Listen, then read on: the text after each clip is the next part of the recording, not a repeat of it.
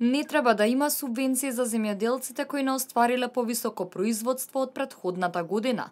Премиерот Зоран Заев уште еднаш во топ тема го потврди својот став дека субвенции во земјоделството ќе има само за оние кои ќе успеат да остварат производство поголемо за 10% во однос на лани. Има работи на кои што мора да се насочи. И однапред да им кажеме на луѓето. Ќе добие субвенција ако го зголемиш производството за 10%. Треба да им кажеме дека оваа година немаш бе брат субвенции. Оти си на исти обем на производство од лани.